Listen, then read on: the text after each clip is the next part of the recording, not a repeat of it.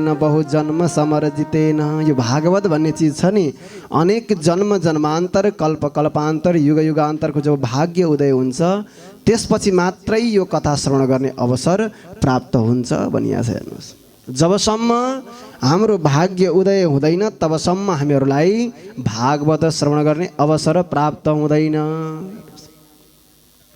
हाम्रो मनुष्यको जीवनमा दुईवटा घडा हुन्छ। हेर्नुहोस्, एउटा पाप रूपी घडा, अर्को पुण्य रूपी घडा। जय श्री राधे। एउटा पुण्य रूपी घडा, एउटा पाप रूपी घडा। हेर्नुहोस्, जब हाम्रो पुण्य रूपी घडा भरिन्छ त्यसपछि मात्रै हामीलाई सत्सङ्ग कथा पुराणहरू सुन्ने मन गर्छ। हेर्नुहोस्, जबसम्म हाम्रो पुण्यको घडा भरिँदैन तबसम्म हामीलाई सत्कर्म गर्न मन लाग्दैन। यो सत्कर्मबाट परै भाग्न मन लाग्छ, वरिपरि जानै मन लाग्दैन। हेर्नुहोस्, कहीँ पूजापाठ भइरहेको छ भने त्यहाँ जान मन लाग्दैन, कहीँ सत्सङ्ग भइरहेको छ भने त्यहाँ जान मन लाग्दैन। राम्रो कर्मप्रति हाम्रो मन लाग्दैन। हेर्नुहोस्, जबसम्म भाग्य उदय हुँदैन। हेर्नुहोस्, भाग्य उदय भएन भने भन्नुहोला गाउँमा त कयौँ भागवतहरू सुन्न भइरहन्छ, सुन्न पाइरहन्छ, तर होइन। जबसम्म भाग्य उदय हुँदैन नि आफ्नै घरमा भागवत लगाउनुहोस्, आफ्नै घरमा भागवत आयोजन गर्नुहोस्। यदि हजुरको भाग्य उदय भएको छैन, हजुरको जुन पुण्य रूपी घडा छ नि त्यो घडा भरिएको छैन भने केही न केही कारणवशबाट हजुरलाई कहीँ न कहीँ जानुपर्छ नि पर्छ, त्यो सुन्ने अवसर प्राप्त हुँदैन। हेर्नुहोस्, त्यो आज हजुरहरूको भाग्य उदय भएको छ। हेर्नुहोस्, भागवतको महिमा अत्यन्त महत्त्वपूर्ण छ। साक्षात् भगवान शङ्करले पनि यस भागवतको महिमाको गुणगान गर्नुभएको छ।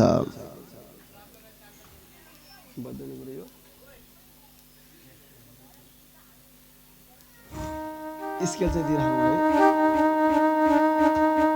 इफेक्ट थोरै बोले श्याम सुंदर भगवान को, भक्तवत्सल भगवान को। अब भागवत भनेको के हो यो त गुरुले हजुरलाई हिजो बताउनु भयो। अब यो भागवतको महिमा के हो त? साक्षात् भगवान शङ्करजीले यसलाई यति वर्णन गर्नुभएको छ भागवतको महिमाको।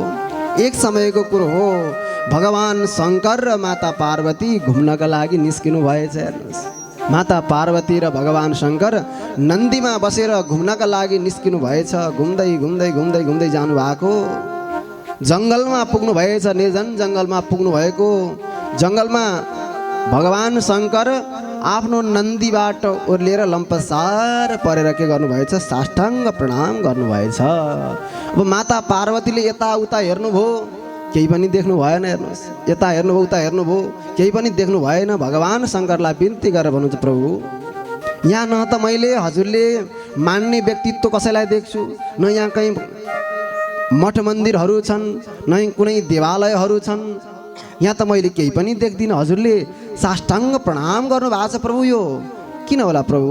सोध्नुभयो। सोद्धाखेरि भगवान शङ्करले भन्नुहुन्छ, माता पार्वती यो अत्यन्त पुण्य भूमि हो, किनकि यहाँ 10,000 वर्ष पहिला श्रीमद् भागवत भएको थियो। 10,000 वर्ष पहिला यहाँ श्रीमद् भागवत भएको थियो। यो पुण्य भूमिलाई म के गर्छु? साष्टाङ्ग प्रणाम गर्छु भनेर के गर्नुभयो? साष्टाङ्ग प्रणाम गर्नुभयो। अब अलि अगाडि जानुभयो। हेर्नुहोस्, जाँदै गइरहनु भएको छ। फेरि ठुलो मरुभूमि छ। हेर्नुहोस्, केही छैन, जता हेर्दा पनि सुक्खा मात्रै देखिन्छ। त्यो निर्जन मरुभूमिमा गएर भगवानले के गर्नुभयो? साष्टाङ्ग प्रणाम गर्नुभयो। हेर्नुहोस्, अब माता पार्वतीले सोध्नुभयो, भोले बाबा अघि त हजुरले भन्नुभयो यहाँ 10,000 वर्ष पहिला भागवत भएको पुण्य भूमिलाई मैले प्रणाम गरेँ भनेर प्रणाम गर्नुभयो, तर यहाँ के भएर प्रणाम गर्नुभयो प्रभु भनेर सोद्धाखेरि भगवान शङ्कर भन्नुहुन्छ, पार्वती यहाँ 10,000 वर्षपछि के हुनेछ? श्रीमद् भागवत हुनेछ। त्यसैले के गर्नु? यस्तो पुण्य भूमिलाई म के गर्छु? प्रणाम गर्छु भनेर भगवान शङ्करले प्रणाम गर्नुभएको छ। भक्तजन, यहाँ पनि उनै भगवान शङ्करले साष्टाङ्ग प्रणाम गरेको भूमि हुनुपर्छ। आज हेर्नुहोस् त दिव्य श्रीमद् भागवत लागिरहेको छ। भागवतको महिमा हेर्नुहोस् अत्यन्त दिव्य छ। हामी के गर्छौँ? कलियुगमा पितृ मोक्षको लागि सर्वोत्तम ग्रन्थ भनेर भागवतलाई मानिन्छ। हेर्नुहोस् केलाई मानिन्छ? भागवतलाई मानिन्छ। कि यो भागवत सुन्दाखेरिमा पितृको मोक्ष हुन्छन् त? भागवत सुन्दा हामीले कथा पुराणमा सुन्ने गरेका छौँ। भागवत पुराण सुन्यो भने हाम्रो पितृहरूको मोक्ष हुन्छ भन्ने कुरा हामीले भागवतमा कयौँपल्ट सुनेका छौँ। के यो भागवतले पितृको मोक्ष पितृको उद्धार गराउँछ त? भागवत सुनेर कदापि पितृको मोक्ष हुँदैन। भागवत सुनेर पितृको मोक्ष हुँदैन। कसरी हुन्छ त भनेदेखि भागवतले हामीलाई के गर्छ? जीवन जिउने शैली सिकाउँछ। कसरी जिउने त? कर्म गर्न सिकाउँछ। र भागवतले बताए अनुसार हामीले कर्म गर्यौँ भने बल्ल मोक्ष प्राप्त हुने। सुनेर मात्रै भागवतको कथा सुन्दा हाम्रो शरीर पवित्र हुन्छ, देह पवित्र हुन्छ। तर भागवतको कथा सुनेर त्यसलाई मनन गरेर आफ्नो कर्मद्वारा त्यसलाई हामीले कर्म गर्यौँ भने बल्ल पितृको मोक्ष हुन्छ।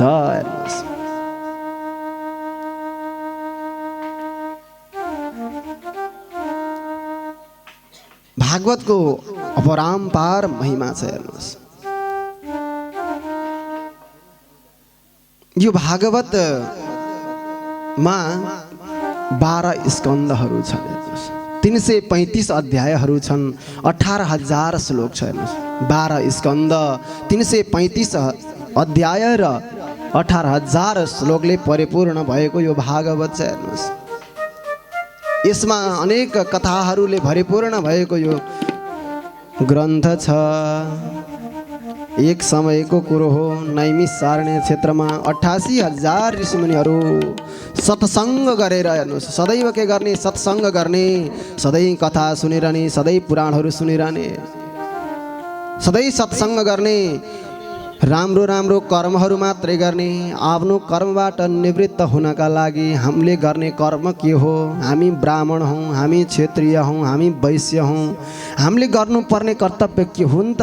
त्यो कर्मलाई पालना गर्दै, भगवानको भक्ति गर्दै, भगवानको पूजा गर्दै, भगवानको पाठ पारायण गर्दै बसिरहनु भएको बेलामा सुतजीलाई के गर्नुभयो? उच्च आसनमा विराजमान गराउनुभयो र पूजन गर्नु हो। अब पूजन गरेर हात जोडेर भन्नुहुन्छ तया खलु पुराणानि सेतिहासानि चानघा आख्यातान्यप्यधीतानि धर्मशास्त्राणि अन्युता। हे प्रभु, हे सुतजी, हजुर अनेक ग्रन्थहरूको ज्ञात हुनुहुन्छ। हजुर अत्यन्त धेरै विद्वान हुनुहुन्छ। हजुरले अनेक शास्त्रहरू जान्नु भएको छ। हामीलाई अनेक शास्त्रद्वारा हामीलाई के गर्नुहोस्? मार्गदर्शन गर्नुहोस्, हामीलाई सत्मार्ग बताउनुहोस् प्रभु भनेर हात जोडेर सौनकादिक 88,000 ऋषिमुनिहरूले बिन्ती गर्नुभयो। प्रभु हामीलाई आज धेरै कुरा सोध्न मन छ। हजुरलाई धेरै कुरा सोध्न मन छ। हजुरलाई के गर्छौँ? हामी 6वटा प्रश्न गर्छौँ। कतिवटा? 6वटा प्रश्न गर्नुभयो। पहिलो प्रश्न के हो? पहिलो प्रश्न गर्नुभयो मानवको लागि परम धर्म के हो? मनुष्यको लागि परम धर्म के हो? के बिहान उठेर 4 बजे बिहानै उठेर नुहाउनु, करोडौं सम्पत्ति दान गर्नु के यही धर्म हो? तर हो भने मनुष्यको परम धर्म के हो? यो के गर्नुहोस्? पहिलो प्रश्न। दोस्रो प्रश्न यो छ, हेर्नुहोस् हाम्रो घर वरिपरि 100औं मन्दिरहरू छन्, धेरै मन्दिरहरू छन्। हामी पूजन पाठ गर्न चाहन्छौँ, पूजन पाठ गर्छौँ। हेर्नुहोस् तर सर्वश्रेष्ठ देवता मानेर हामीले पूजन कसको गर्ने? सर्वश्रेष्ठ मानेर पूजन कसको गर्ने, कसको पहिला पूजा गर्ने त? दोस्रो प्रश्न। अब तेस्रो प्रश्न राख्नुभयो, वेदमा भगवानलाई आजन्म भनेको छ, अजन्म भनेको छ, जसको जन्म नै हुँदैन। यदि अजन्मा हुन् भने भगवान देवकी वसुदेवको गर्भबाट कसरी जन्म लिनुभयो? भगवानले राम अवतार कसरी लिनुभयो त? यदि अजन्मा हुन् भने कसरी लिनुभयो? यो हाम्रो तेस्रो प्रश्न भयो। र अर्को छ चौथो प्रश्न। चौथो प्रश्नमा भगवानका कति अवतारहरू भए? कोही भन्छन् हरि अनन्त, हरि कथा अनन्त। हेर्नुहोस्, तर विशेष भगवानका अवतारहरू कति हुन् यो बताइदिनुहोस् प्रभु। यो चौथो प्रश्न भयो। अब पाँचौँ प्रश्न यो छ, वक्ता श्रेष्ठ को हुन्? के लामो कुरालाई संक्षिप्त बनाएर छोटो बनाएर सुनाउनु सर्वश्रेष्ठ वक्ता हो कि र छोटो कुरालाई त्यसलाई अनेक कुराहरू गाँसेर लम्बा चौडा बनाएर कथा सुनाउनु श्रेष्ठ वक्ता हुन्? यो के हो? पाँचौँ प्रश्न यो हाम्रो भयो। र छैटौँ प्रश्न यो छ, भगवानले आफ्नो लीला गर्नका लागि भगवान धरातलमा आउनुभयो र भगवानले के गर्नुभयो? यो धरातल छोडेर जाने बेलामा धर्म क शरणम गत। धर्म कसको शरणमा गए त? धर्म त अलपत्र पर्यो होला, धर्म कसको शरणमा गयो? यो 6वटा प्रश्न बताइदिनु पर्यो प्रभु भनेर आज सौनकादिक 88,000 ऋषिले सुतजीलाई सोध्नुभयो। हेर्नुहोस्, सुतजीलाई प्रश्न 6 प्रकारको प्रश्न सोद्धाखेरि सुतजीले मुसुक्क हाँस्नुभयो, मुस्कुराउनु भयो र भन्नुभयो, हे ऋषिवर, हजुरहरूले अत्यन्त राम्रो प्रश्न सोध्नु भएको छ। सर्वप्रथम म के गर्छु भने आफ्नो गुरु सुखदेवको वन्दना गर्छु र त्यसपछि मात्रै के गर्छु, म हजुरलाई यो 6वटा प्रश्नको कथा श्रवण गराउँछु भनेर आफ्नो गुरुको वर्णन, आफ्नो गुरुको मङ्गलाचरण गर्नुभयो। यम प्रव्रजन्तमनुपेतमपेत कृत्यम द्वैपायनो विरहका तरा जुहाव पुत्रेति तन्मयतया तरबो विनेदो स्तं सर्वभूतहृदयं मुनिमानतोस्मि।